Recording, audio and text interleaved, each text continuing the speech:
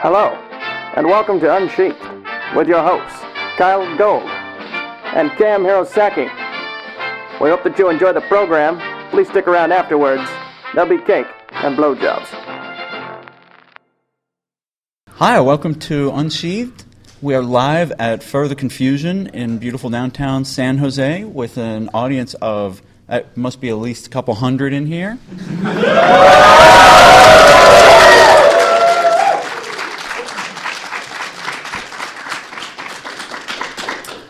As always, I'm your host, Kyle Gold. And I am Cam Hirosaki. And we're pleased to have with us from Sofawolf Press, Jeff Eddy. Hi. And we'll be asking him a few questions. We got an exciting show tonight. We're going to take a bunch of questions from you guys out there in the audience. We have an announcement to make about the winner of the Out of Position character contest. And we have a giveaway that we will be doing as the last thing, so stick around. But first of all, I want to thank everyone for taking time out of their Saturday nights to come hang out with us for an hour and a half, however long this goes. However long you're willing to listen to us. Yeah, we will ramble on, as you may or may not be familiar with. If you have not heard our podcast before, we are a furry writing podcast. Since Hirosaki-san and I both write adult fiction, we tend to include tips on writing adult fiction in the things we talk about, but we do not limit our podcast to adult fiction. We have some cards up front here that have all the information on where to find the podcast, but we're Unsheathed on Fur Affinity. We have a listing on iTunes, and we have an email address at unsheathedpodcast@gmail.com, which we had to get because unsheathed@gmail.com was already taken by someone. It makes us wonder. Yes. I kind of want to send them an email, just ask, who are you? But we wanted to start out, since Sofawolf Press was invited to Further Confusion as their guest of honor this year. Wanted to bring on Jeff because we had Alopex on the live show at the Fall Furry Meet. And so welcome and thank you for coming down here on a Saturday night and not going to any of the dances or anything like that. Well, thanks for having me. As a publisher, I don't get to go to dances. I usually just go to sleep. It's worth pointing out that way more people have come to see you than came to see Alopex, so you can feel better about that. I tease. I kid. We tease because we love. So how's the con been so far? It's been good. Sales are going good. We're getting to meet a lot of people. We're enjoying the GOH gig. It's a little strange for us, not being, big creative types, to be asked to be GOHs. So it's great. And hopefully some of the people out there have attended some of the Sofawolf events, and they have a Q&A tomorrow, at which Jeff will be answering a bunch more questions. But if you have some, we'll take a few tonight, perhaps. We had a few that we wanted to talk about first. The main one is, how did you get started with this? What led you to found the press? Like most things, it started simply. There was a friend that had some stories that needed a venue at the time, and this was 10 years ago. At the time, there was really only a few still active furry fanzines. There was, I think, Paw Prints was still around at that time, but that was very aggressively G-rated material. There was YARF, I think, was still operating to an extent at the time, not very regularly or reliably, I believe, at that point. And there was really a dearth of places for not G-rated fiction of a furry nature. So at the time we started Anthralations, and that was our main product for the first couple years. And we ended up doing about 8 issues of that before, due to lack of time and lack of people to shepherd it, and this was many years later, we stopped producing that title, but that was our first title. And it's just to break in, it's worth mentioning that, haven't been around at that time. Yarf and Paw Prints, although the quality of the stories they published, they had some good stories in them, but they were both very much fan publications. They were run off at Kinko's and square bound with tape, and so Anthralations was a little more professional. Yeah, we entered the space always intended to be a paying market. It was a low-paying market at first, and then we were able to raise the rate slightly as we went on. But we did pay for submissions. We printed. We started out saddle stitching printed, but it was still a professionally run print job. And then as we went down the line, we got to do color covers and go from there. So it was, and it was, since then, once we had that worked out, and I'd worked out all the other things that go along with publishing something, which is the accounting and the legal and all that other stuff, might as well continue and do other things. And we had a lot of help. Tim Sussman, who was the co-founder with me, did a lot of work sort of pushing us along, taking us into new directions and new places, also providing material. He was the person who we initially had to found the magazine because he had these stories that needed publishing. And then Alapex, when he joined us in 2001, I think it was, which was... So we started in 2000. Our first selling convention was Further Confusion, January 2000. So this is our 10th anniversary year. We're starting now. Congratulations. Thank you.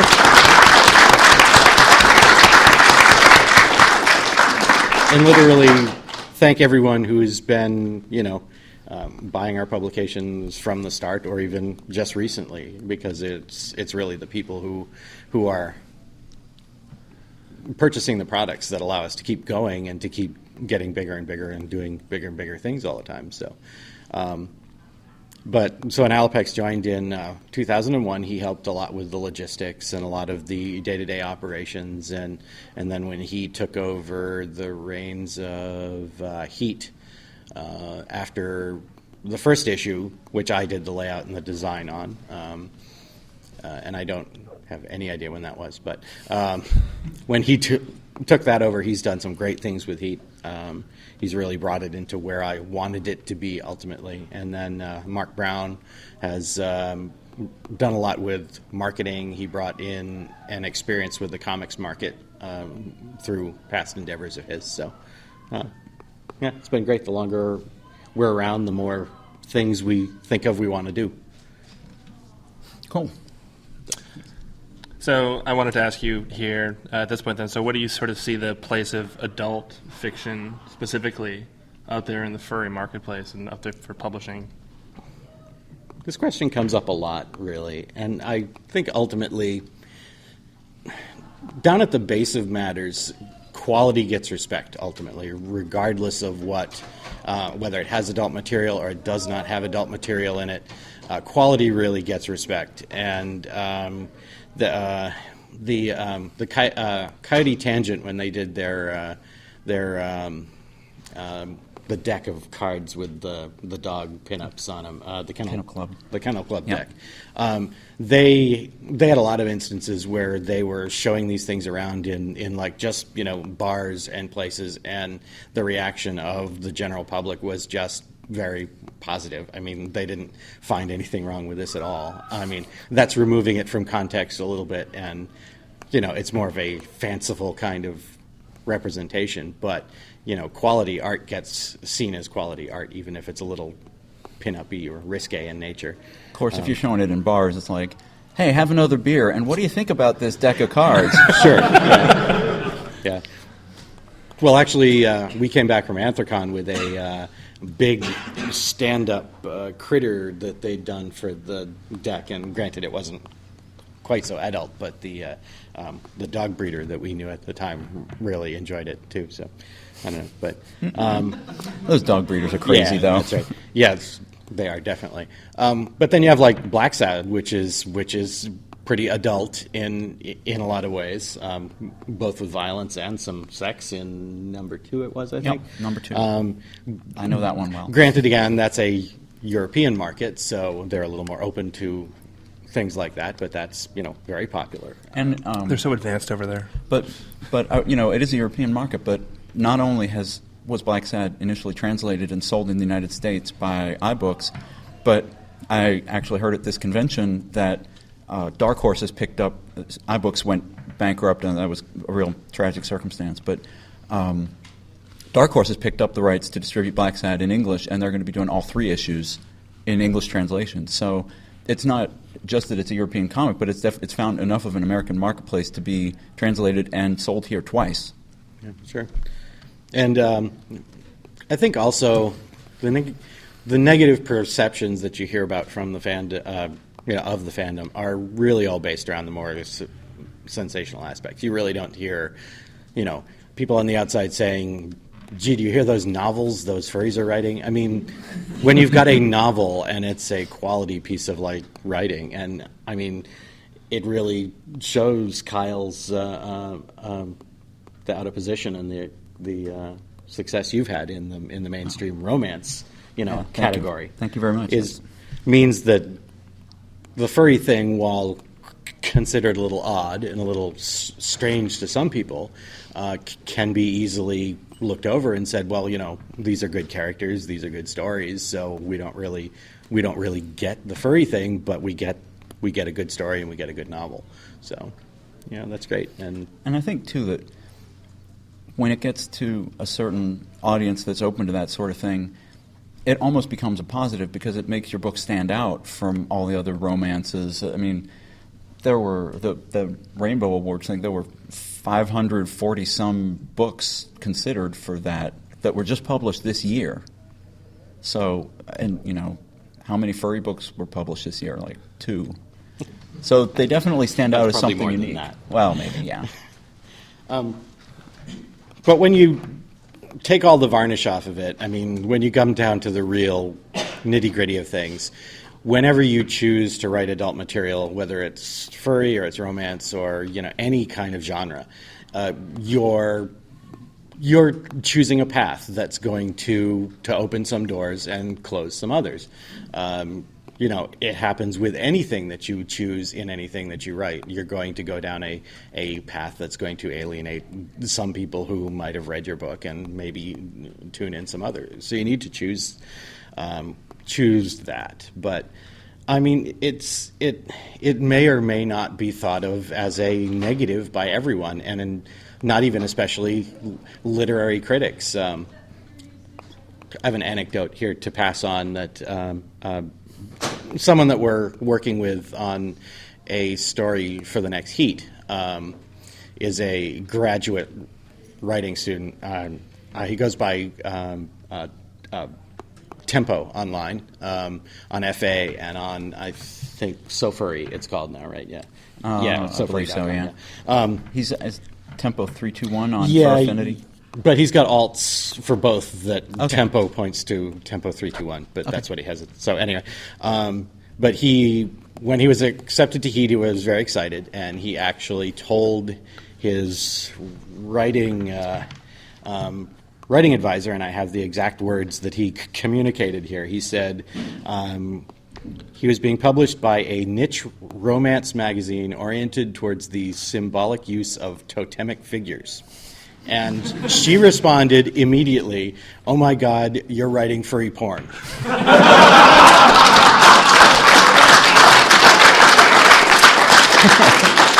Now, may I just say that's awesome.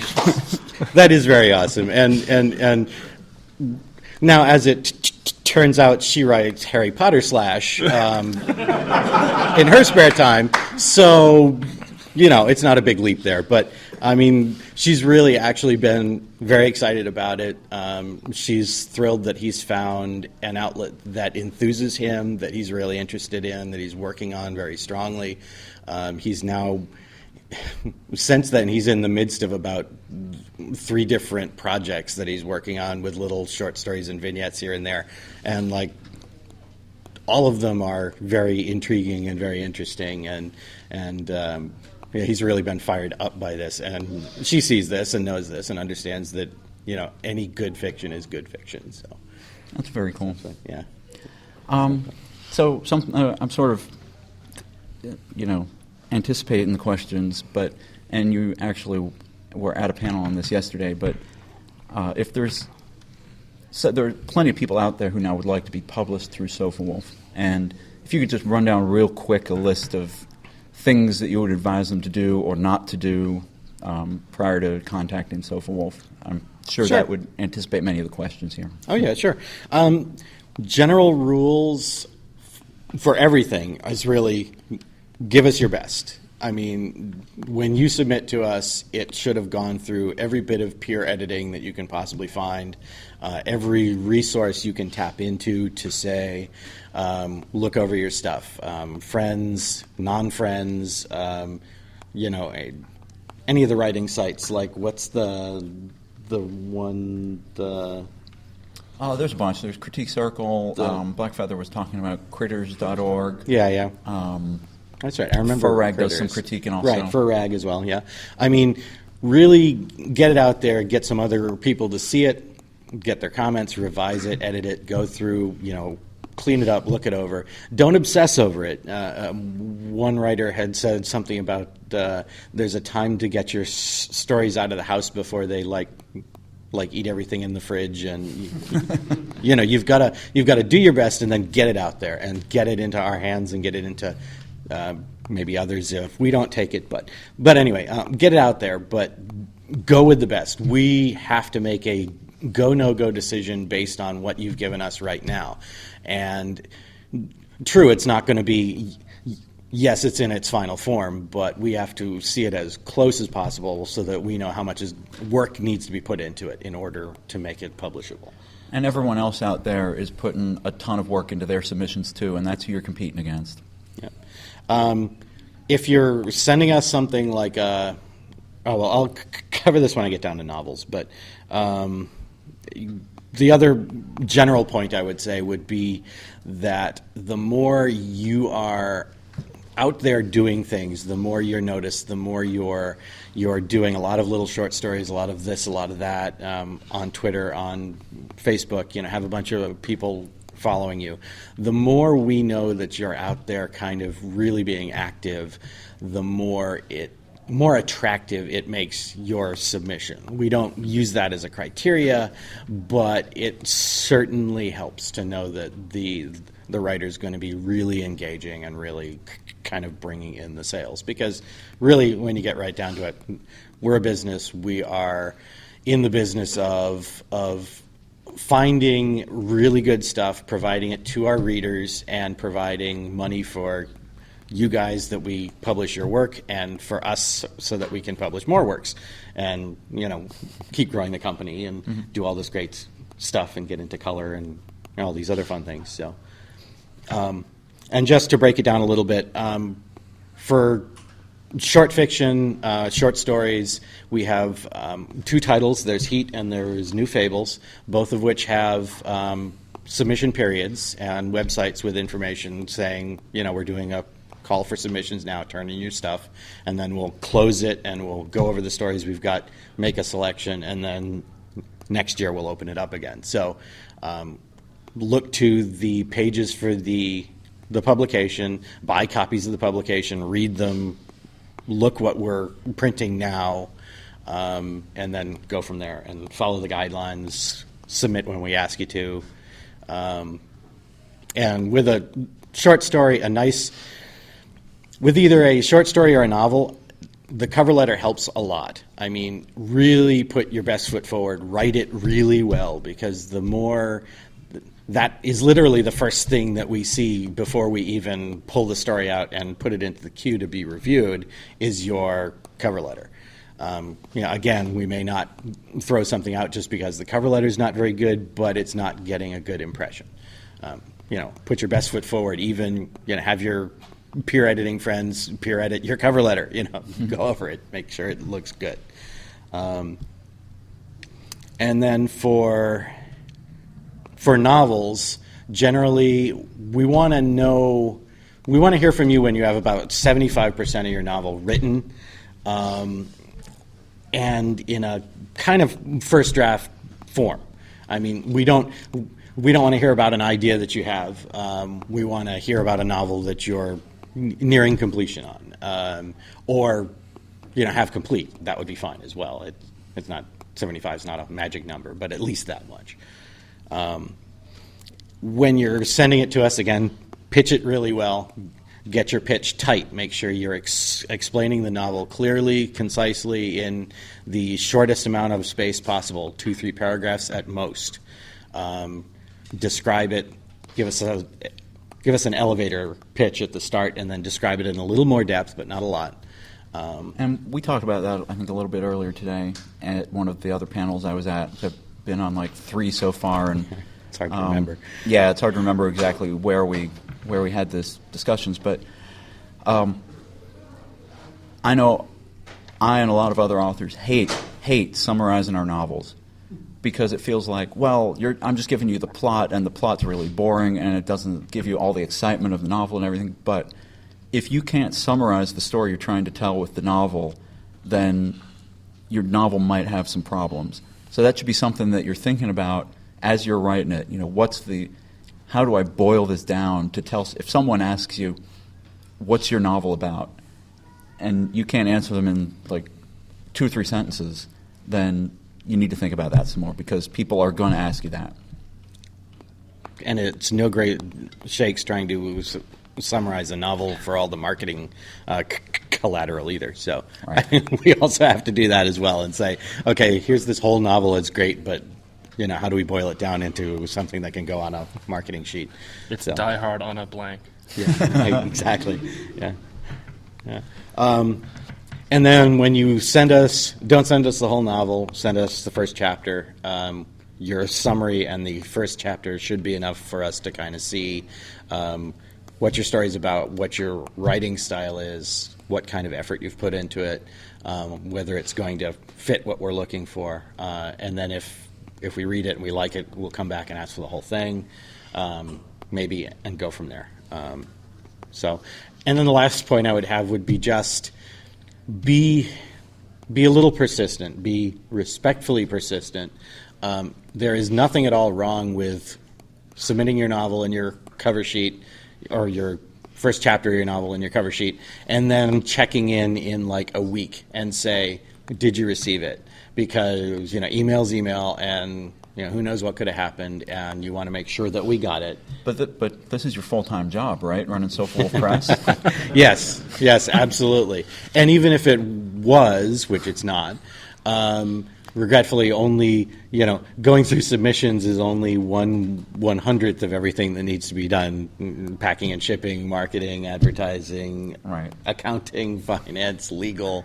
Yeah, exactly. So, and when you're an author, you get dragged into some of that too. Yes. Yeah, but and then if we turn you down, do respond. Say thank you for considering.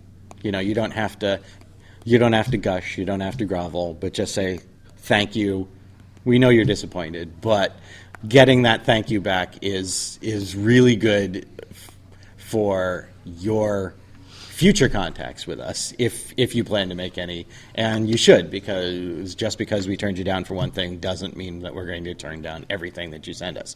And it's always good to leave doors open. It's never a good idea to burn bridges as a writer.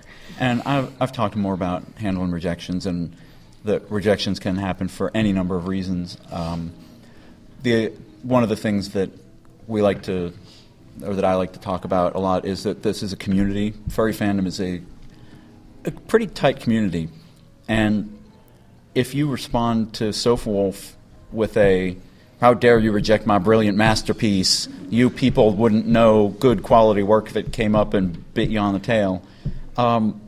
These guys know most of the other publishers in the fandom. Yeah. And if you write them, we talk over drinks. If you write them a particularly juicy rejection letter, those become the fodder of stories. And your name gets bandied around, and when you start sending your novel to one of those other publishers, they're going to be like, "Oh, this is the brilliant masterpiece biting on the tail guy." Right. We've never had that, by the way. No one has ever responded that way. There's little snarky comments here and there, mostly around short stories, not around novels. But so anyway, we have music. It's good. We do. We have a great. soundtrack today. Incidental accompaniment. Soundtrack. Yeah. Da-da-da. So that's really that. And then if we do accept your work, then you need to be prepared for the next challenge, which is to be flexible in working with us on it, because we'll probably have some ideas to go over with you and all that other great stuff, but you ought to be so thrilled by that point that you'll be all okay with that. But Believe it or not, your novel will not be perfect when you're Yeah. done with your first draft. and it probably won't be perfect when it's finally published in printed form either, but, Very true. we'll make it as close as possible. But I mean, you can buy almost any book out there on mainstream shelves and find typos and other issues with it. It Not many, but it might be just my a few. age, but I think there's more books with typos now than there were when I was growing up. Yeah, there could be. I like to play the find the Sarnet. comma splice game. Ah, yes. I And- always lose. Just a quick touch on a couple other topics, because it's not entirely writing related, but graphic novels. If you're coming to us with a previous released group of stuff, like a collection, then try to bring us some sales numbers. I've done this as like 5 individual comics, and each one has sold blank. That helps us to make a decision. Not only do we want this property, but also, because that also goes into quality and subject matter, but do we want this property, and how many should we be looking at printing? 150, 250, 350, 450, etc. We need to turn our inventory. If you're working on something that's a graphic novel that you're in process, then of course all the in-process stuff, sketches, things like that. And if you have a person who can speak for your professional qualifications, that's not a bad idea either. Graphic novels are a long, complex process, and they often go awry. So it's great to know that, hey, this person does produce on a schedule. And then there was just one thing I wanted to touch on in terms of general art, because of course with our publications we also do art for the short stories and novels and the covers and things like that. If you're an artist and you happen to be listening to this writing podcast, Some people do. Yeah, I get yeah, comments that's- that there's that's one. great. There's There one you out go. there. Look. That's right. Yeah, hello, artist. Don't all turn around. Hello, artist. Don't stare. Yeah. Don't scare him away. The people at home will hear it. The one thing I always wanted to get out, because we always kind of run into this, is that it is never, never, never too soon to send us sketches. If you're working on a cover or interior art, and all you've done is blue line on a cocktail napkin, we want to see it. We would love to see it, because we like to know that you're working on it, and we don't just want to see the finished product. We don't just want to have it done and turned in, even if you have every intention of turning it in on time, to contract, and everything's going to be perfect. We still would love to see all those sketches, because it makes us sleep a lot better knowing that there's some work going on in this, and not just at the last moment, here it is, all done. It's like, we can also help you spot and correct any issues that need to be tuned up in terms of the tie to the art and the story earlier on in the process, which is always, much better than later on in the process. But, and then just communicate, and this goes for everything. If you're working with us on any kind of project, a short story or art or anything, and you're engaged in the process with us, and you're going to be going away to New Zealand for 3 weeks and not have email access, let us know. Even if you're not likely to need email communication in that time about your active project, this is if you're in an active, engaged project with us.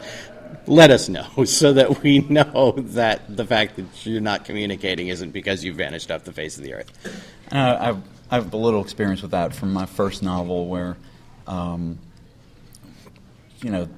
we had some issues finding an artist, and eventually we got Sarah Palmer, which I'm delighted with, and she did the new novel also. But there's a tendency where if you take on a project and then you're not going to be able to complete it, or you're not sure you're going to be able to complete it, and then the things kind of drag on, and you're like, well, maybe I could, and you don't tell the publisher that you think there's going to be a problem because you're kind of ashamed of the fact that you're not going to be able to do it. Well, the longer you delay, the worse it makes it. I mean, if you tell them and they have plenty of time to find a replacement, they'll understand. If you wait until the week before it's due and then say, oh, you know, I had this thing happen 2 months ago and I was kind of hoping I could still get it done, but it didn't really work out, they're probably not going to call you next time they need someone. Yeah. I mean, we'll be nice in any case. We're not bad people, and we're not going to yell at you. But the earlier you can head off problems, the happier we will be with you in the long term, and the more likely we are to come back to you. And one of the reasons that, again, you know, I hit this a lot, but we're a community. And not only does that mean, you know, haha, we talk about people, we talk about all y'all behind your backs, but it also means that we understand.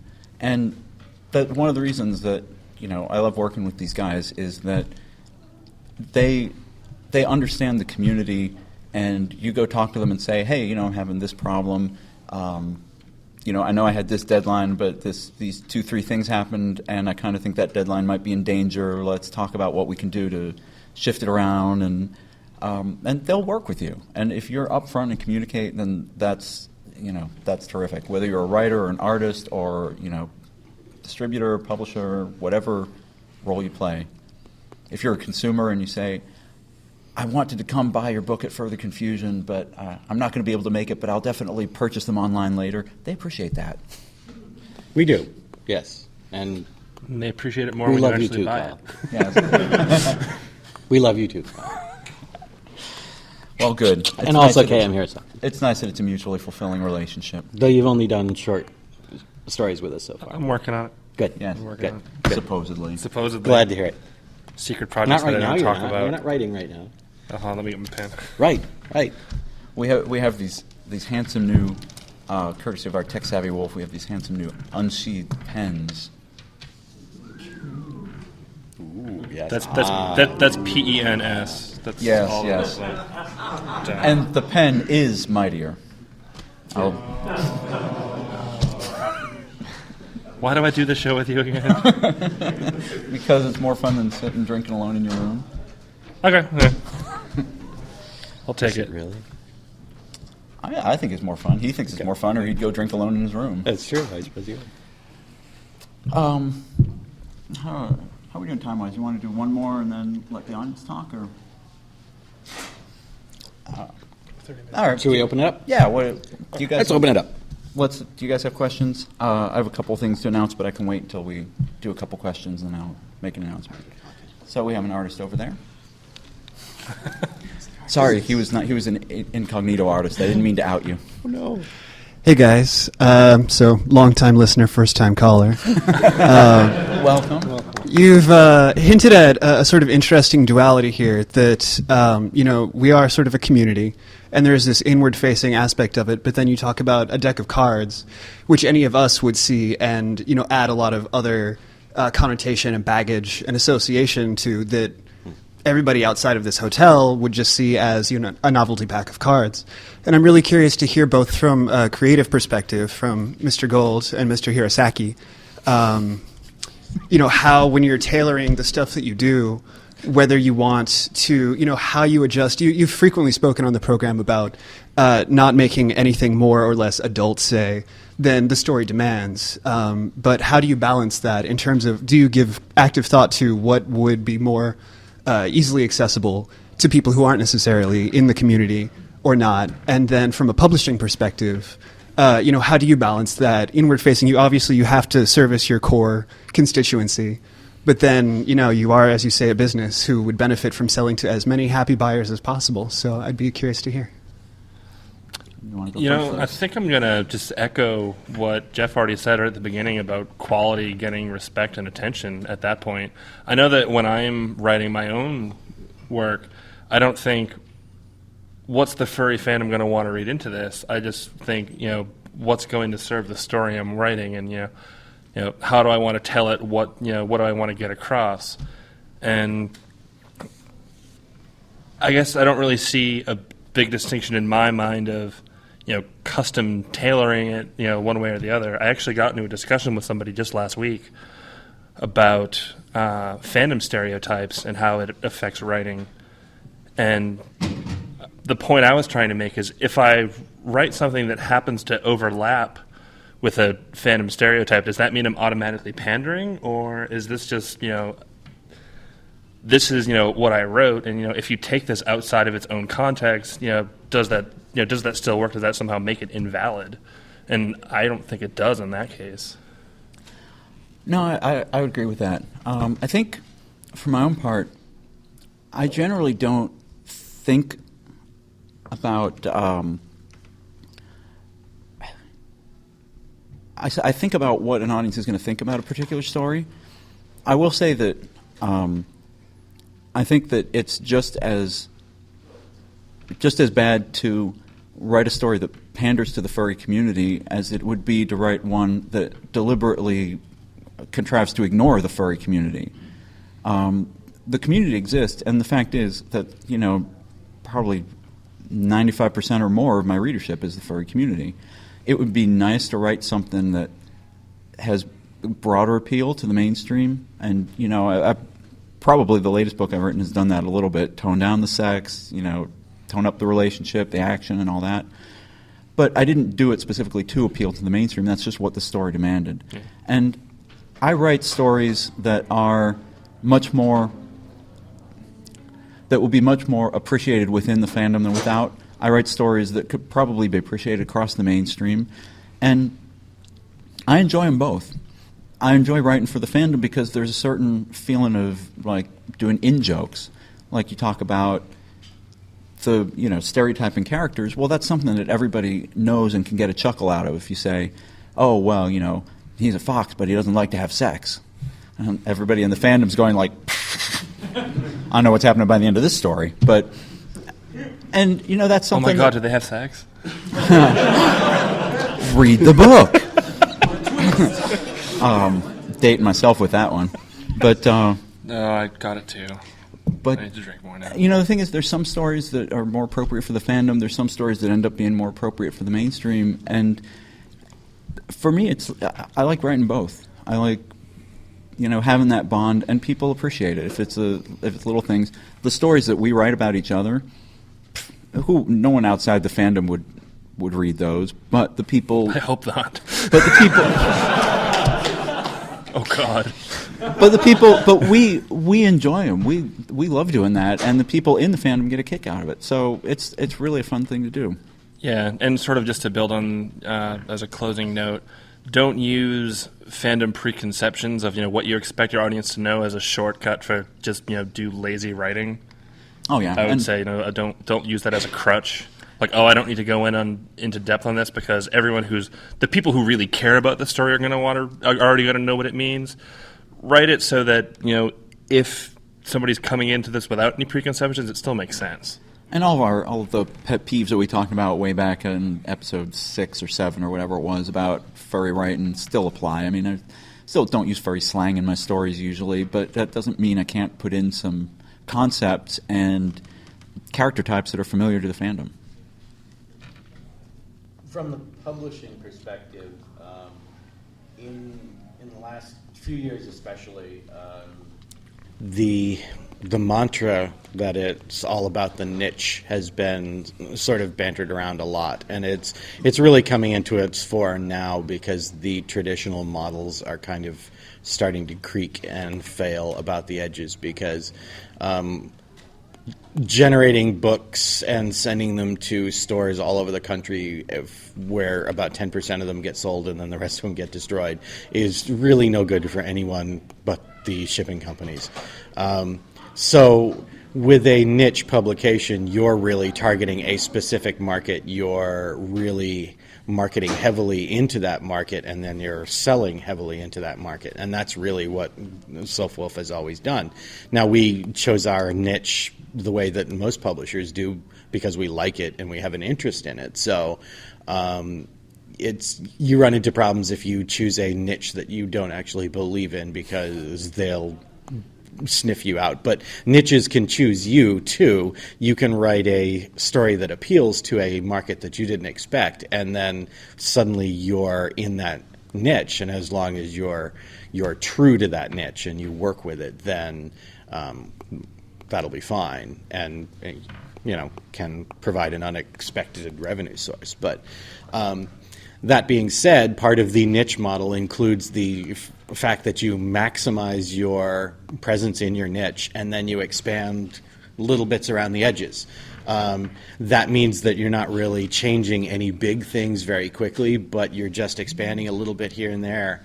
And that means that you can kind of grow in an organic fashion. We're doing this with... we have an anthology that we don't have up on the website yet, but that we've bantered around for about a year now. We had a kind of false start last year about this time, and then we had to shelve it for a bit until we had the resources. But it's called Seasons.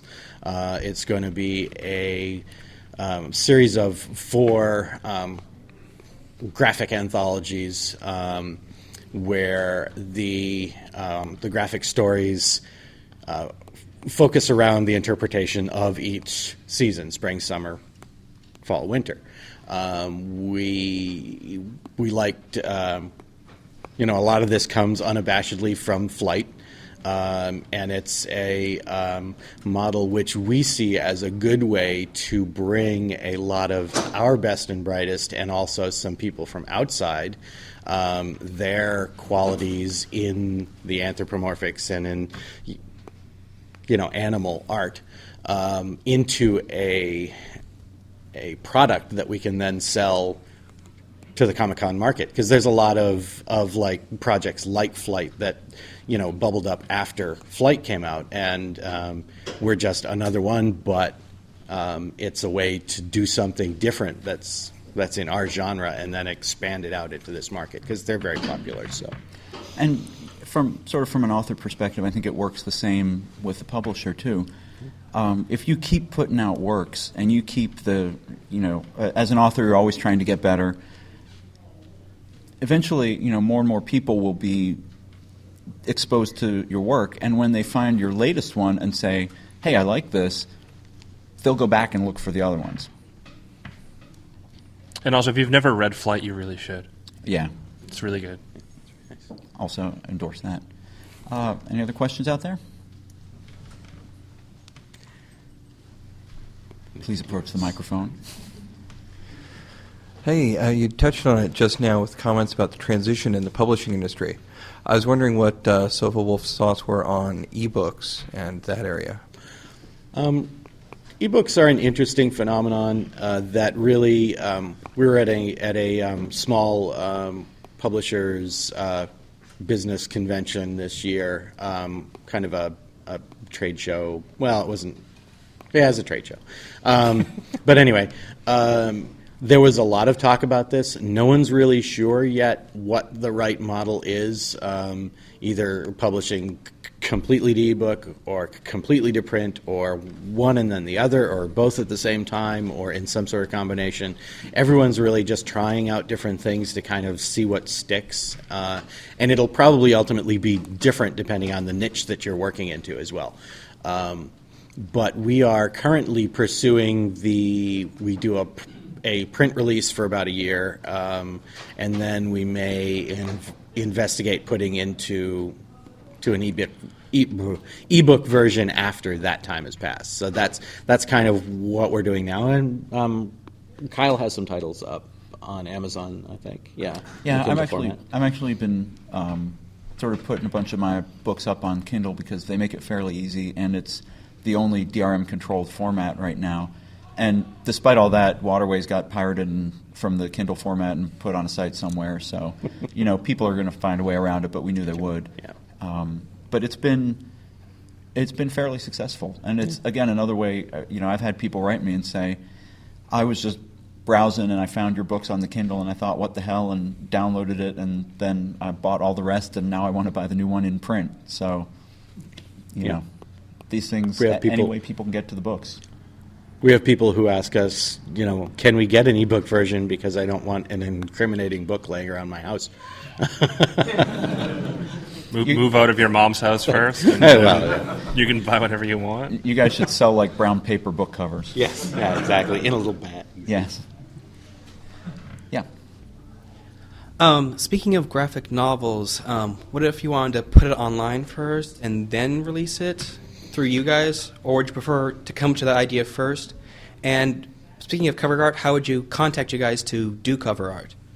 In terms of cover art, what we usually do is try to match the project with an artist that we feel has the right feel or the right tone or the right kind of, I don't know, je ne sais quoi for the project. Temperament. Yeah, right. So what we usually do is more just keep an eye on the artist that's out there. We encourage people to contact us with information. We have an address, talent@sofawolf.com, and you can contact us at that and say, hey, here's my stuff, take a look at it so that we see it. But we don't... we like to come to the artist for jobs, so for cover art and that sort of thing. So that's how we handle that. In terms of graphic novels, I'm not sure, were you asking, is it better if you just send it with us completely or if you post? It really all depends. We have no problem with stuff that's been previously published. We consider that a collection, sort of collecting your work in a printed form. That will get less volume of traffic than a direct to print version because it's unique. So keeping that in mind, I believe you have one such collection for sale right now. Yeah, Vince Suzukawa's ISO collection, which is from 5 volumes, I think it is, 5 individual comic volumes. I don't remember. Then like Plush Issue 0. Yeah, and something like that, yeah. Plush Issue 0 and some added material, and it's like 9 chapters, even though it was 5 issues or something. But anyway, so that's a collection that was previously published, and now we're doing as a nicely bound volume.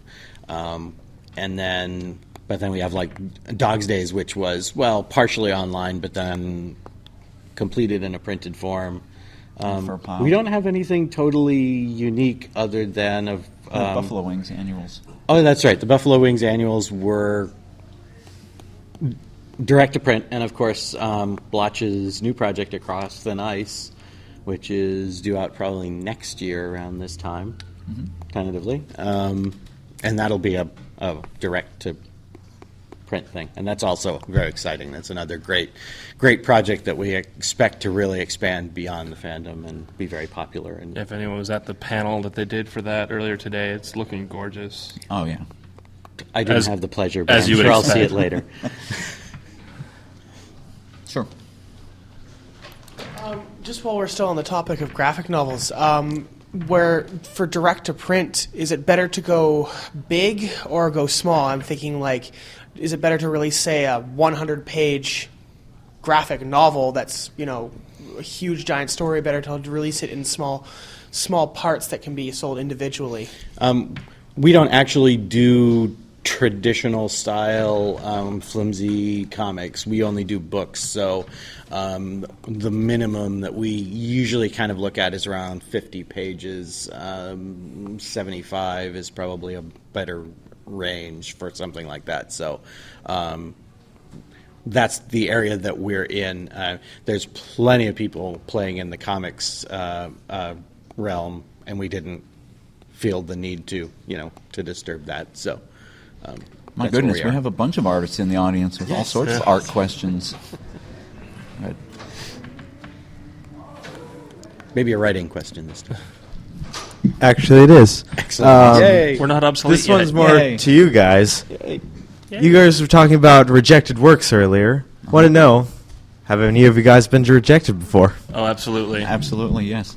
And I've had my writing rejected, too. Can you give us an example of some of these works?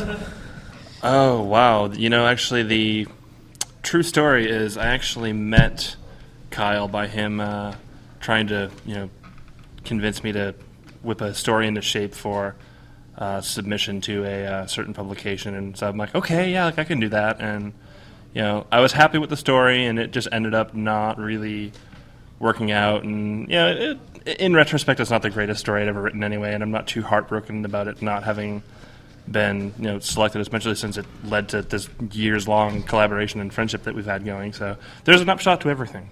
Absolutely. I had a bunch of stuff rejected that probably doesn't bear talking about too much early on. I've written into zines like fantasy and science fiction, not with adult stuff, of course, but written into other collections, had those stories rejected.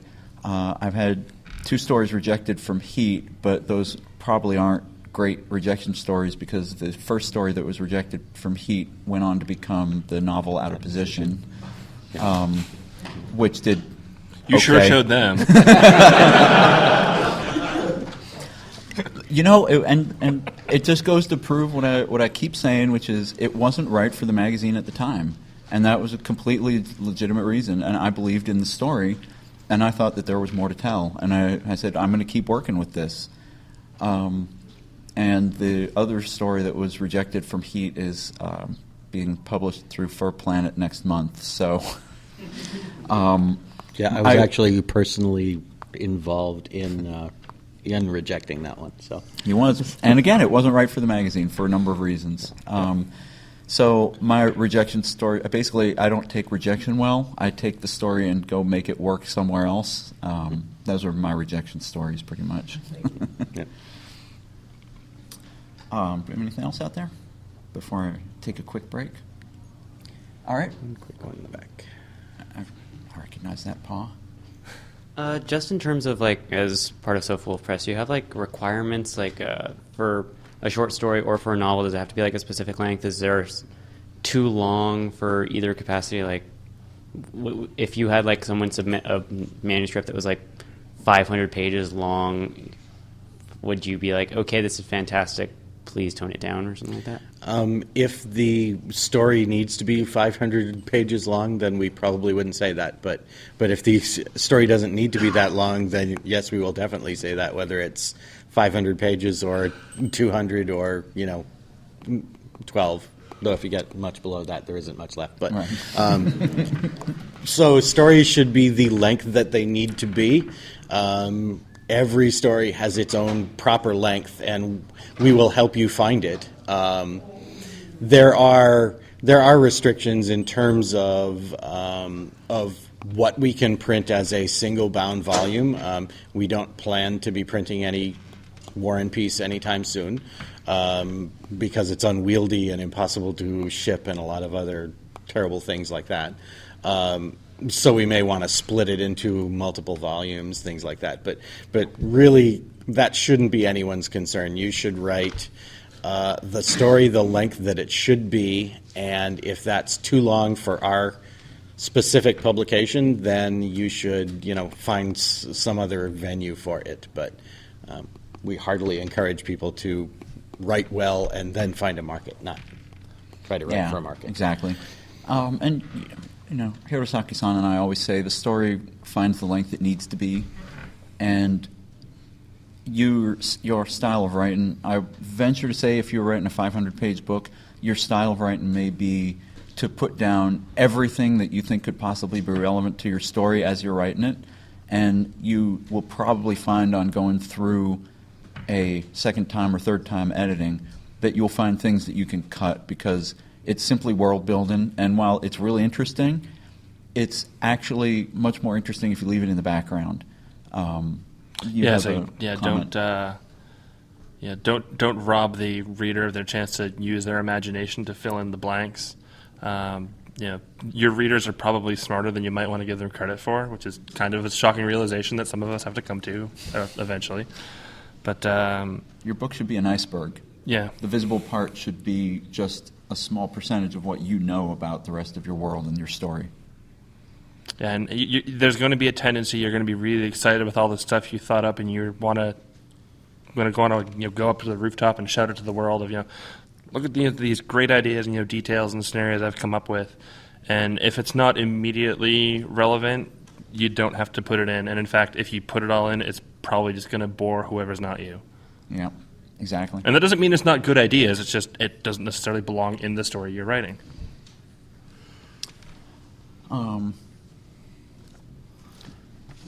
Should I? Okay. Should I? Do you guys have any more questions for Jeff while he's here? He'll stick around, but we'll. Dun, dun, I'll be here all weekend. We have a famous podcaster in the audience. Hello again. Why don't you introduce yourself? Oh, this is Fuzzwolf. And you're Hey, a. Fuzzwolf.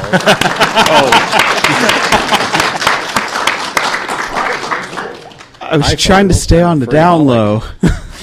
No, you can't get away with that with us. Yeah. We know you too well. Question for Jeff.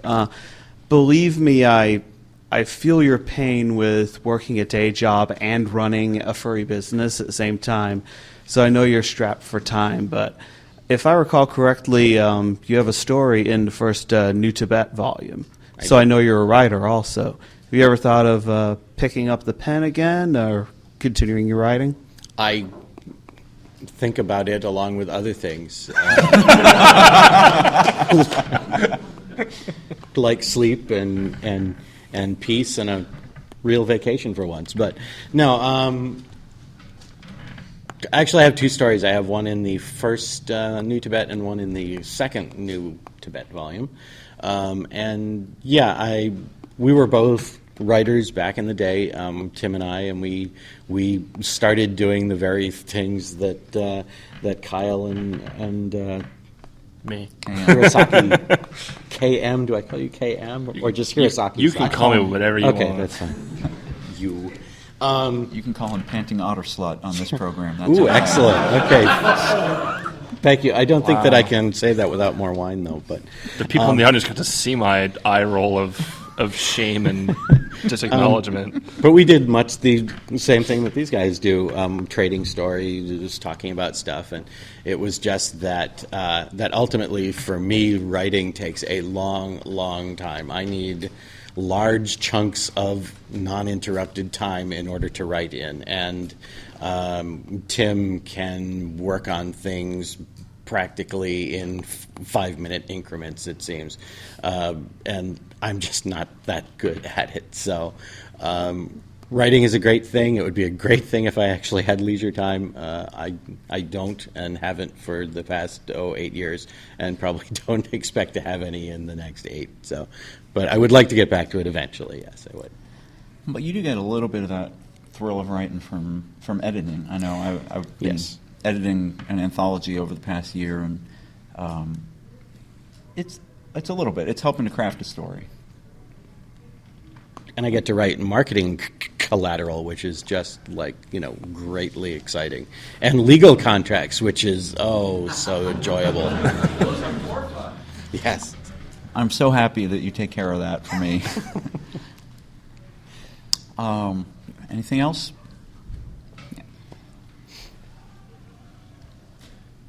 I actually don't have a question per se, but something I wanted to kind of throw out there and I don't know, maybe potentially embarrass some people, but I just wanted to say thank you to all three of you, and as well as everybody else who is not here from Sofawolf. But you talk about growing your business and putting out quality, and just over the past couple of years, you've seen writing come more to the forefront, and I think it has been in large part because quality things come out, and that really encourages more people to take the effort, put the effort into their things, improve it, and what you've been doing with Unsheathed to make quality more accessible or to help people improve their quality, and just wanted to say thank you for that. And things like your anthologies and your novels have gotten me into working and writing and getting things published. So I did want to say thank you for all you've done for not just your own company and your own publishing careers, but for the fandom as a whole. So thank you very much.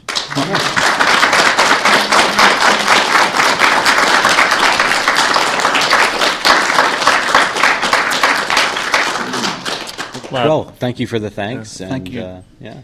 I will say that it's entirely out of selfish motives. We want to have more quality stuff to read in the fandom, so we're trying to help fandom as much as we can. And that plus all the alcohol is making me feel so warm and fuzzy inside. To match your outside. And I would say that, like, even just in terms of what we're doing, the fandom is growing on its whole, and maybe we had some hand in it. I don't know, maybe, but you've noticed over the years the amount of professionalism in the products and the companies is growing. I mean, it just in the last 5 years, you look around the dealer's room and there's a lot more care put into not only the products but the displays, and people are getting more marketing savvy and really starting to kind of polish their whole image and their act and everything. And that's really great because I can kind of see in this the beginnings of what Comic-Con is now. I mean, we probably won't have any, Weta Workshop displays anytime soon at like furry cons, which if you haven't been to Comic-Con are like just ginormous room-sized things with, huge video displays and everything else. But even the smallest artist there or comic book creator has their own kind of marketing stuff, and they're really kind of marketing themselves and their products, and we're really kind of seeing that now, and it's great. It's very exciting. I think that sort of what we've had lately is sort of the development of this cycle where the writers are taking the writing seriously. And when they start doing that, the community takes the writing seriously, which inspires other writers to take it seriously. And it's really been taking off. And like I've said it many times in the podcast, but that's just been wonderful to see over the last few years. It's sort of the snowball effect. And we're living in the furry renaissance, I guess. So I guess, or the furry Renaissance. Yeah, that's right. Does everybody else have to start wearing frilly collars? Well, half of us wear collars anyway, so if you like, we just have to add some lace. No, I will say, and I say this a lot, and I don't know if I ever say it enough, but watching the community grow, and I've been in this community under one name or another for a good over 20 years now, and watching it grow from where it was as a small room party at a Worldcon into 20, 25 conventions a year worldwide or more. I'm guessing there's one every weekend, so that's probably closer to 50. But and not only that, but the professional publishing, the way a lot of the artists are becoming more professional, just the way the growth of the community and the way the people are taking it seriously as hobby doesn't really do it justice, but it's really it's really its own thing. And we have people doing music, we have people, the artwork. Every year you walk through the art show and you see just amazing quality stuff. And, Kit and I go walk through art galleries sometimes, and, the furry stuff we see, half the stuff we see in the art show would not be out of place in any art gallery we've walked through. The writing, watching Fur Planet over the last couple years, the music scene has really come on lately. The podcasts have just exploded, and our own primitive, humble addition to it, notwithstanding, there's a ton of those out now, and just everything that people are doing. I think it basically, Jeff said it best. People are taking it seriously. And they're like, this isn't just kind of some goofy thing I do in my spare time. This is something that I can create a product, and there's a lot of people out there that will appreciate and enjoy it. And if you look at one of the numbers that I found out a few years ago that really sort of boggled my mind is there were, in the year, I think this was part of the whole long tail article, if any of you guys are familiar with that, when that came out, and I think it was 2006. He said there were like 1.2 million books published in the year 2006. And 1 million of those books sold fewer than 100 copies.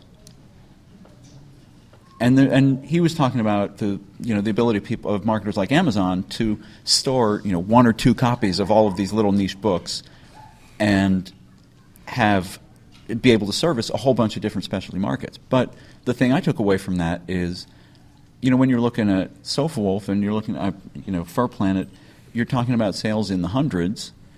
That's in the top 15-20% of all books published in a year. And that's a respectable number. That's a lot of people out there reading our stuff. And, the stuff that's being published is gathering fans. People are passing the books around. People are talking about them. And it's circulation is better than a lot of small presses that just publish to literary markets or publish to other niche markets. This is a real, viable community. And not only that, it's a community that's so much fun to be a part of that I absolutely love this. I love living in this time. I love being a part of it. And I love going to these conventions and meeting all of you guys. It's absolutely terrific. Yeah. Kudos us. Yay to all of you. Kudos to all of you.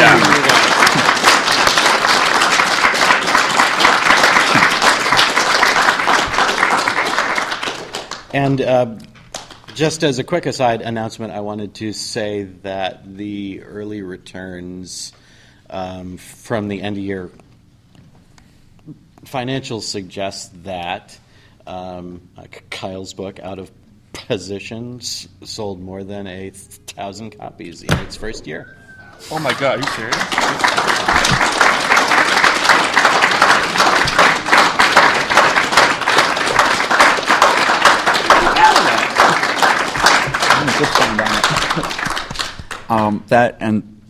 That is really amazing, and I owe my thanks to everybody who listens to this podcast, everybody who bought one of those books. You guys, and Blotch for doing the artwork and all that. You guys are amazing, and it really just astounds me. It's 1,000 is a number that if you're a mid-list author at a major publishing house and you sell 2,000 books in your first year, that's really good. So for us to do this just in the furry fandom, that's Yep. And thank you guys to Yeah, Sofawolf that's only a for start. all It'll the- go more than that for sure over the next years. Yeah. To put that in perspective, that would be Also, like too- asking 1 out of every 3 people at this convention. There you go. Yep. So that's very cool. And so, thank you all for that, and the guys at Sofawolf for doing a great job with the distribution and getting it out there. So For everyone who bought it. And that's a nice segue into the contest winner announcement. The room goes quiet. To clarify for people who don't know or are not regular listeners, about the beginning of September, I announced that I was going to be writing a sequel to Out of Position. I'm currently about 90,000 words in. And I swear to God I had this idea, and then the very next week I read about another author that was doing it. So, I did come up with it independently, but I thought it would be a neat idea to have a kind of contest where someone could get to define a character that would show up in the novel. Not a major character, but they'd have a cameo, and, that person could define the name and species within the boundaries of the world. And I figured I would probably have a couple points where a character could come in, so they could be one of a couple different roles and give me a little more background on the character, and it would actually appear in the novel. So I thought that would be kind of cool. People responded to it, and the way we decided to do the contest was we would have them go out and take pictures of the book Out of Position in sporting-related settings or with sport-related people. And we ended up getting 37 pictures. And I think about 36 of them were from Ski Fox back there. But it was not easy to choose a winner, and in fact, I conferred with the Sofawolf guys and with Kit, and we ended up deciding that there were 2 runners-up who I'm now going to have to think of something else nice to do for them. But we'll figure that out later. I will tell you who they are now so that they can hold me to it. And we do have 1 winner. So I will tell you who the runners-up are first, in no particular order. Ski Fox and Tom Leo both submitted terrific pictures. Ski Fox had some great pictures in the band at, I believe it's James Madison, and even had a picture of the book with a couple of originals from the book next to the Division II championship trophy. 1AA. Tom Leo submitted pictures of himself with a couple of actual college football players, including a fairly high-profile quarterback.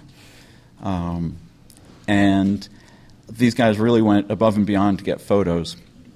And I promise you guys I will find something very nice for you to do. We had a photo submitted by Kagusaki, who was our winner. He submitted a picture with a two-time Olympian, 1976 gold medalist, whom he said was his hero. And he detailed how it took him forever to track down this guy. He had to take off work to go get the picture, and got a picture with the guy. I don't have a copy of the book, but he's holding the book front and center like this. So there was that. But the capper to it was, in the comments under the picture, somebody asked him, "Why didn't you get a picture of yourself with him?" And he said, "We were in such a rush. I only had time for one picture, and I got it with the book, and I didn't get a picture of myself with him, and I really regret that, but he got the picture to submit to the contest." And I said, well, that is dedication. So he is our winner. I will be sending him an email because I do not believe he's here at the con, although if he is here, no, he's not. The other two guys are here. You guys can come up after the podcast. But congratulations to both of you guys that are here.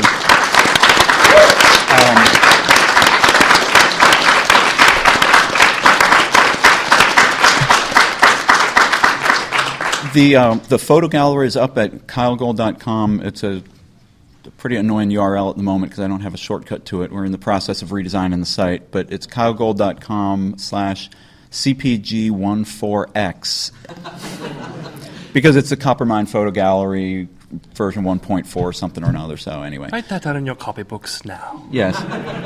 For those of you that were listening to the podcast and just scrabbling for a pen and don't want to repeat it, CPG14X is the directory. You can see all 37 photos and write your comments on there.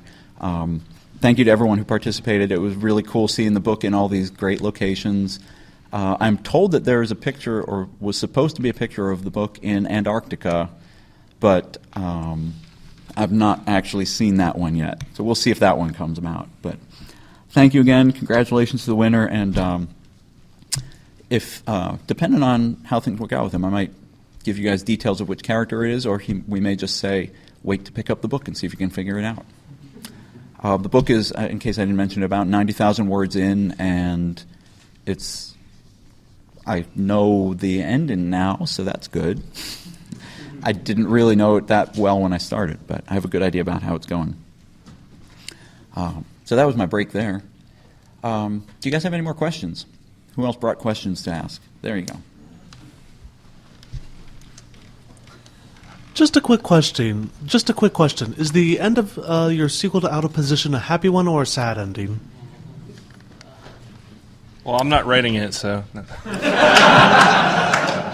Or are you? Yes.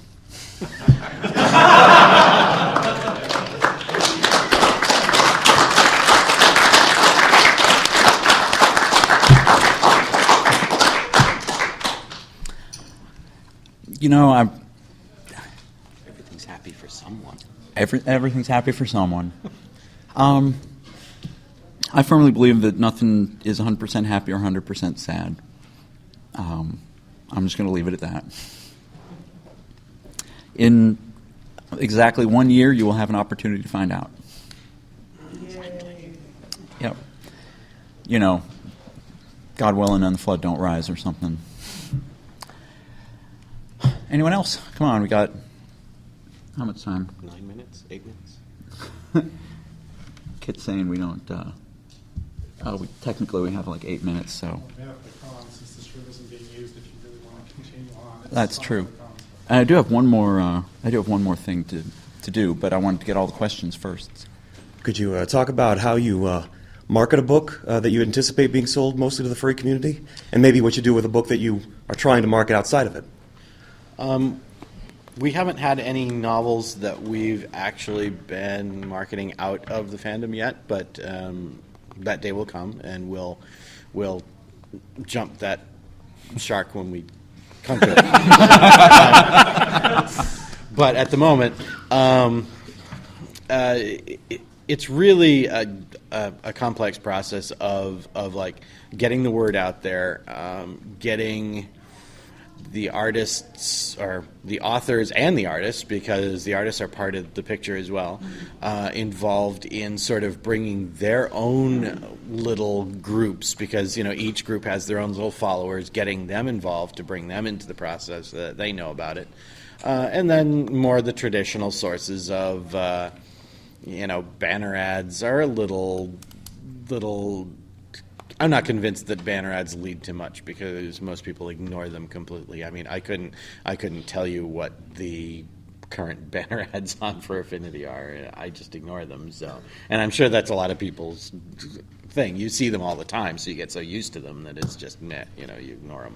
I could tell you what they are. I think they're kind of cute, but I almost never click on them. Okay, well, like, oh, that one. You're more observant than I am, I suppose. Oh, but, yeah. But there was one with puppies, I think, recently. I think it was for some con. Oh, it was a New Year's puppies thing, or yeah. something, Yeah. I remember But that. that's the only one I Cocktails. remember, and that's because it had puppies on it. Cocktails has had a banner ads up.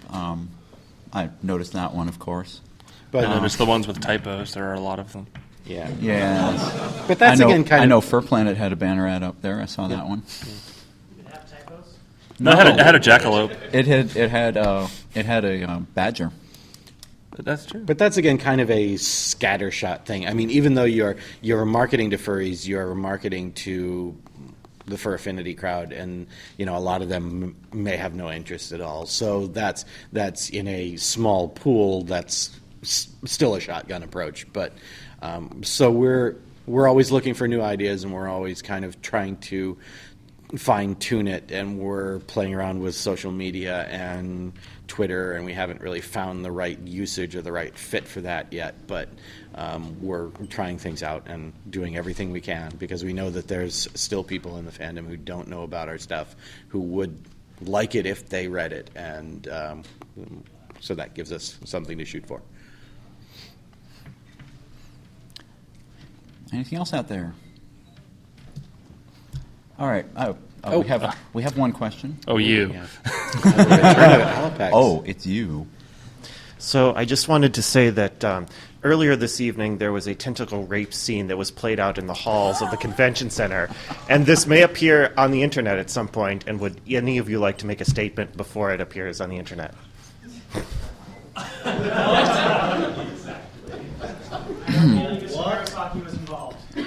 I believe the phrase "panting otter slut" is more appropriate here. To be fair, the sign did say that the hentai monster needed love. I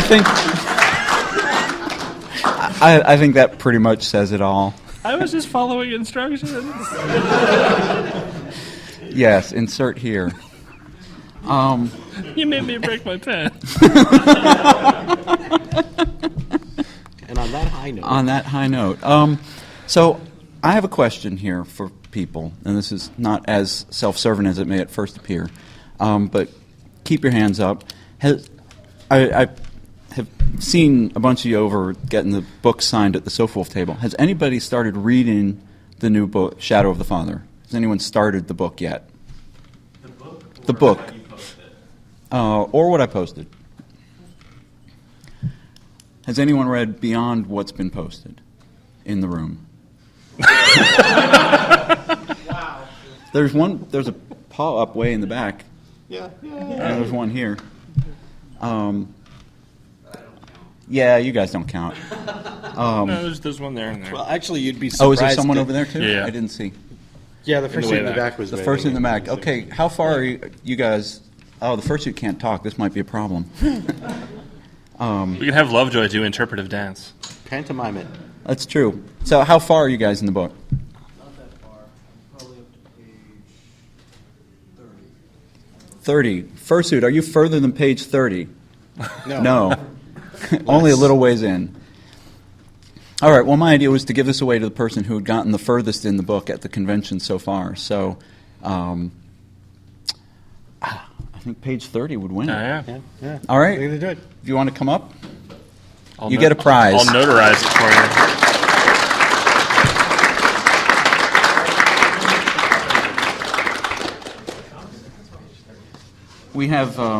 We've been giving these away at conventions. We have a large-scale print of the cover. And it's been signed by myself and the artist over in the corner. So congratulations. Thank you for reading the book.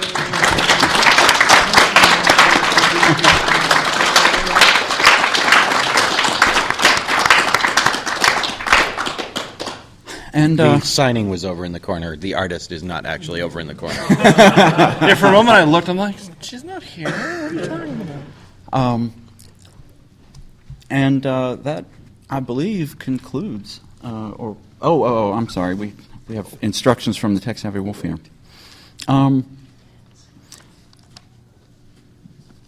We have. Yeah, but how do we decide how to give them out to people? Who deserves cool swag? Look at all these people. They all deserve swag. They all deserve swag. Okay, we've got. How many people? Oh, how many people in the audience already listened? Gotcha. How many people have already listened to the podcast before showing up at the convention? Oh, wow. Yay. Awesome. How many people who did not before are going to listen to it now? Cool. Thank you. White, I'm disappointed in you so much. I'll make sure he does it. What we'd like you to do is write in and ask us, or just shout out what kind of things you like. What would you like us to do more of? Since we're here, we rarely get a chance to talk to you face to face. Just yell out for a bit. What do you like us doing? What do you want to see more of? What do you want to see less of? Panting otter sluts. Panting otter sluts. Can do. I believe the obligatory blowjob reference is right here. You have arrived, sir. Yes. What was that? I'd like to see more of that not tube fella on the podcast. More of the not tube fella, noted. And less of tube. And less of extension. tube. That guy's a jerk. Yes. Actually, we have not tube on every podcast. It's only rarely that we have not tube.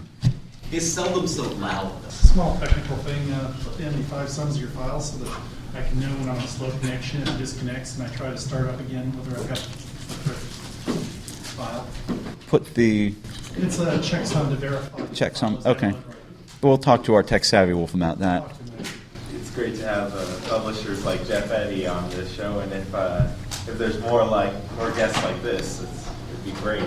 More guests like publishing and stuff like that, yeah? There's another publisher over there I think you could probably get on your podcast. We might be able to do that. I believe that we'll all be down at Furry Fiesta, and we'll certainly be looking I wonder if guests. Fuzzwolf will be there. I'd love to see maybe a grammar tip a week. You mentioned comma splice.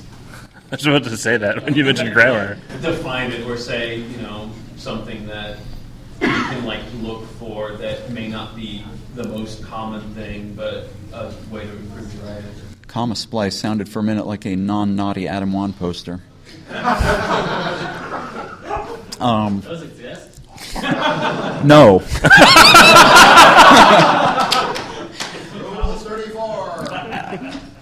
Yeah, only Rule 34 with Adam stuff. I don't know if that applies. It would have to be like a Rule 43. If there's porn of something, there must be non-porn of it eventually. But I don't know if that's even true. But if there is non-porn, Adam Wan will make it. He'll make non-porn porn. Right. So one thing I really liked was when you did just a real brief writing exercise on sounds. You did one with not twos. That one was really interesting, just to kind of. Oh yeah, we enjoyed doing those. Yeah, have more of the we'd all like you guys as writers. So you think about novels. You are novel writers, but sometimes just the act of writing very short pieces illustrates some really deep things. Okay, so little writing exercises. Those were fun to do. I think we can certainly break some more of those in. Anything else? Yell out. Yeah, I would second the writing exercises and also insights into your process. I know that it seems like it's a forum for those sorts of insights and then also information about your upcoming releases. Obviously, we're all really interested to hear what you're working on. But Well, do we not talk about those enough? We always see secret projects, not like, yes, we got doing amazing projects. I have a novella called Bridges coming out at Furry Fiesta, which I read from earlier today, which is part of the reason my voice is going. It was the story that we rejected, although it's Yes. it's in a different form now. It is. It's better and longer and thank you. I was searching for. And by a the word. way, the length was the problem. It was really more the length. See, the Sofawolf guys have problems with length. Yeah. Really, I don't have that. Anyone else yell out? Someone should insert a ream joke here or something. It took a whole ream to print that story. If you're doing more writing exercises, you might want to say, here's a writing exercise, the best, 300 or 500 word submissions. We'll read on air next week. That might be a great way to Yeah, we've had a couple of people say that too, and we definitely encourage people to send us emails, unsheathedpodcast@gmail.com, again, just to remind y'all. If we do a writing exercise on the air and you feel like trying your hand at it or your paw at it, send it in. Write it, send it in. And we so far have not received any emails that we looked at and said, well, hell no, we're not going to read this on air. Which amazes me. We have awesome listeners. We do. This is me pandering. Well, actually, I just want to say that when we did the call for the show of hands of who listened to the podcast, when we did this at Rainforest, which was our first live show, I think 2 people in the room raised their hand. And then like almost all y'all tonight. And just seeing that was just, wow. It's super cool. I mean, we get... yeah, y'all. You're the southern one. I'm contagious. Yeah, you're rubbing off on me. Yes. Alien. I'm not sure about how technically this would be done, but like if you had guests phone in, like it's obviously you 3 in front of the microphones right now, but maybe you could get like a foreign or someone that lives in like England or We've actually we've talked to a couple of people, specifically Eliza Roll, who's reviewed a couple of my books for the more mainstream gay romance market and who ran the Rainbow Awards. We talked to her about coming on the show. We need to work out technical issues with Skype, and our tech-savvy wolf over in the corner, he is actually in the corner, not just writing in the corner. All those early episodes that had all the bad audio problems, that was because of Skype, so we need to work that out. And that was also because we didn't have anyone managing the audio at that point. He stepped in and said, I can do this a lot better if you want. And we said, please. Oh, and before I forget, you can hear all those early episodes and how terrible they sound and how much better they sound now. We have an audio DVD that is being sold at the Sofawolf press table. For those of you listening on iTunes or MP3 much later, we so far are only going to just bring these around to conventions, but we may drop some off with some other distributors if they feel like it to sell. Mostly it's stuff that's already available online, except for a few things. Each of us read one of our already published stories in audio format. I talked about that a little bit, about the excitement of trying to do 6 different accents in a story, sometimes switching back and forth from British narrator to Russian protagonist to German wolf to whatever else, Aussie dingo. So if you want to hear that, it's on the DVD. And we also have the lost episode of Anthropodcast, which we recorded when Flane was out visiting. And Anthropodcast has kind of gone on hiatus before he had a chance to post it. And we contacted him, and he said, sure, do whatever you want with it. And we still had the recording, so... This was back earlier in the year when the NFL prospects were not so bleak as they are now. And we made our Super Bowl picks actually on that Anthropodcast episode. And some of them are shockingly accurate. I'm proud to say that my Super Bowl pick, I believe, is still in play. So is mine. So, although it might require one of our teams to lose for it to happen. Well, yeah. So you can pick these up. Sorry. And the proceeds from these are totally going to the podcast. We're Yes. just selling them for them. It's to help them defray all this nice equipment that we're speaking into. Kyle makes Jeff enough money already. He doesn't need to do any more. He makes the press enough money. Yes, well. I haven't We seen all any make- money out of this operation yet, and I don't expect to. We all make enough money to continue to bring all of you guys more publications. That's what it's about.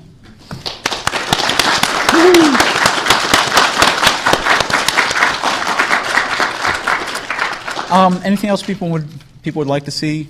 Bloopers. We have surprisingly few of those. Oh God, we have one outtake from the Unsheathed Presents, but I don't know if we could. I don't know if we could actually legitimately put that out on the air. I don't think I would be up for that.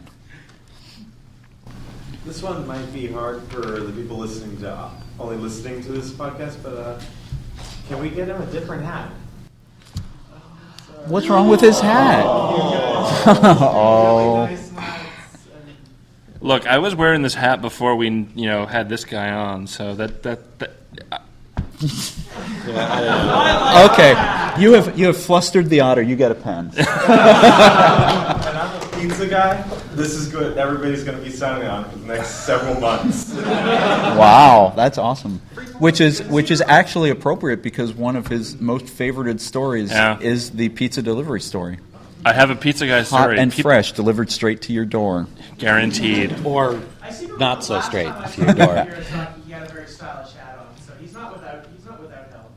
I do like my headgear. I think it Yes. makes me look both stylish and helps me stand out in a crowd. You look like the Green Lantern. Do I look like Kyle Rayner or Hal Jordan? You look like an accountant. Green Lantern's accountant. Green Lantern's accountant, yes. See, I don't see accountant when I look at that. I see like newspaper editor. But that's blah blah blah. What's the last one? Oh, do you like the Unsheathed Presents? I think everybody we've talked to likes the Unsheathed Presents. Although some people have said that they find it a little difficult to listen to furry porn, like piped right into their ears. What's the Notcast term for it? Coming into your ears. Coming into your ears, yeah. But I should write a story about Savrin. Do a quick. Oh, no, we should. Please not to leave your iPod on repeat. It's hard to stop the iPod after the story's finished. I think my favorite comment was from someone who said he couldn't. I don't remember if I heard this on Notcast or if somebody was writing it on FA, but they were like they couldn't. I think it was from Notcast. Said I couldn't listen to their podcast at work because they had their headphones on in the computer and somebody called them to go do something and they like wheeled their chair over and the headphones popped out of the jack and the computer started blaring. I can tell you all that I was not that person who wrote in, but that has actually happened to me as well.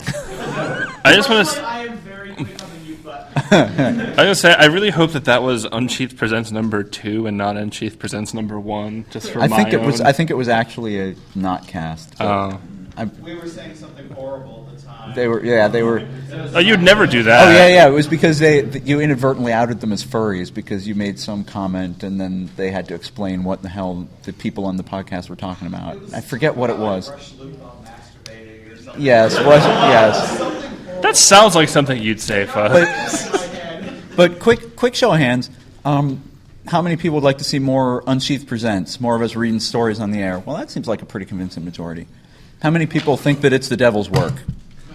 That's not a bad thing, by the way. I noticed some of you raised your hands twice. So Right hand says yes, left hand says no. good on you. Absolutely. Any parting words from our audience? Thank you.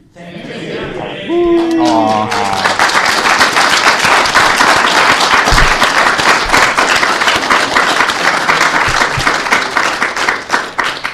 And thank you guys. We know, as we say, we know you have other things you could be doing with your Saturday night, and we are so happy you came to spend it with us.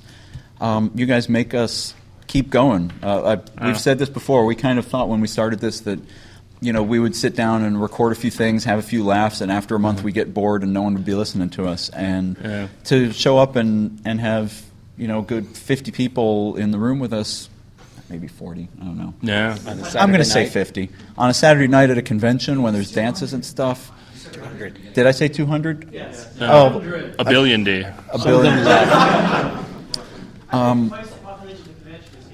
So, tell the conventions you enjoyed it. Tell the conventions that they should do more of it. We're going to attempt to keep doing them. Furry Fiesta's already said that they will let us sit in a room and yap into microphones for a while. And, hey, if any conventions out there want to fly me out to be on your podcast at your thing, I will. That's true. Hey, if, Sofawolf Press can be a guest of honor, then maybe the Unsheathed crew could be guests of honor sometime. Ooh. Cam Hirosaki just got all shivery. Does that mean I get the suite with the free alcohol in it? I don't know that it was free alcohol, but all right. Thank you very much. Enjoy the rest of your convention. We certainly are having a hell of a good time here. And this has been one of the best cons I've been to in a long time, actually. I've had a great time here. Thank you especially to FurCon for all that they've done, allowing us to record here and accommodating our schedule and time frame, and somehow magically arranging for there to be a table in this room where there was no table yet hours before. Thank you all. I'm Kyle Gold. I am Cam Hirosaki. And we're wishing you a very happy furry convention, and good night.